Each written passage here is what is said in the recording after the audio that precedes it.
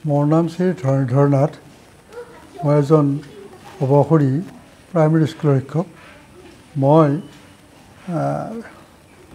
1969 চনৰ পৰাই মই সামাজিক কামত জড়িত।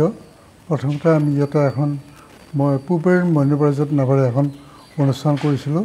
সেই অনুষ্ঠানত মই সম্পাদক আছিল, পিছলৈ সভাপতি হৈছিলোঁ। তাৰপিছত মই শ্ৰীমন্ত শংকৰদেৱ সংঘত ভৰ্তি হওঁ, সদস্যপদ লওঁ। 1976 চনৰ অক্টোবৰ মাহৰ পৰা শ্ৰীমন্ত শংকৰদেৱ সংঘৰ সদস্য হিচাপে আছোঁ। তাৰপিছত মই দৰং জিলা শাখাৰ প্ৰচাৰ শাখাৰ সভাপতি আছিলোঁ। প্ৰচাৰ শাখাৰে আকৌ সভাপতি হৈছিলোঁ।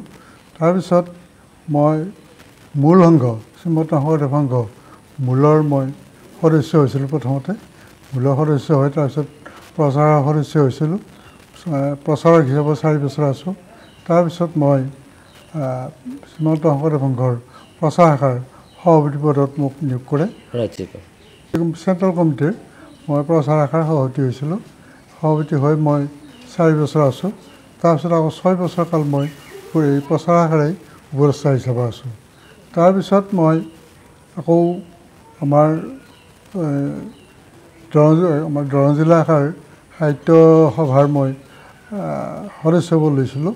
তাৰপিছত আমাৰ বৰগুৰি শাখা সাহিত্য সভাৰো মই সভাপতি হৈছিলোঁ 2 বছৰ কাল। তাৰপিছত মই শ্ৰীমন্ত শংকৰদেৱ অসম সাহিত্য সভাৰ স্থায়ী সদস্য পদটো মই গ্ৰহণ কৰোঁ আৰু অসম সাহিত্য সভাৰ এগৰাকী সদস্য হিচাপে এতিয়াও আছোঁ। মই বৰ্তমান বঁটা লাভ কৰিছোঁ international icon award Bharat Ratna doctor Bhupen হাজৰিকাৰ নামত। মই সামাজিক কামৰ পৰিচালনা, সামাজিক কামৰ লগত জড়িত বিভিন্ন সমাজ সেৱা কামত জড়িত হৈ বৰ্তমান আছোঁ। আৰু বৰগুৰি ভাগৱত চক্ৰৰ মই 6 বছৰ কাল সভাপতি হিচাপে আছোঁ। এই বঁটাটো মই কাঠমাণ্ডু, নেপালত লাভ কৰিছোঁ। মই ভাৰতবৰ্ষৰ বোম্বেত এটা লাভ কৰিছিলোঁ। বোম্বেত সেইটো হ'ল সমতা সাহিত্য সভাৰ শিক্ষাৰত্ন বঁটা লাভ কৰিছিলোঁ 2023-ত।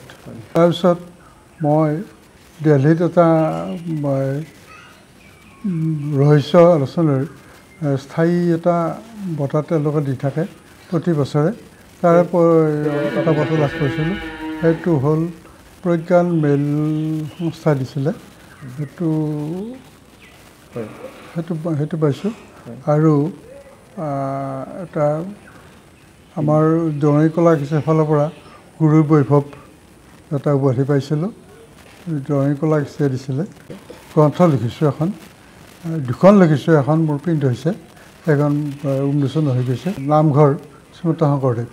নিশ্চয় আমাৰ এতিয়ালৈকে মই যিখিনি সমাজৰ ফালৰ পৰা বা ৰাজ্যিক সমিতিৰ ফালৰ পৰা যিসকলে মোক ভাল পায় বা শ্ৰদ্ধা জনাই যি বঁটা আগবঢ়ালে, সেই বঁটাবিলাকত মই বঁটা পোৱাৰ উপযুক্ত হয়নে নহয় মই নাজানো, কিন্তু মোক এটা প্ৰেৰণা দিছে, আশীৰ্বাদ দিছে। মই সেইটোৱে ভাবিছোঁ যাবৰ কাৰণে মই এটা সাহস পাইছোঁ।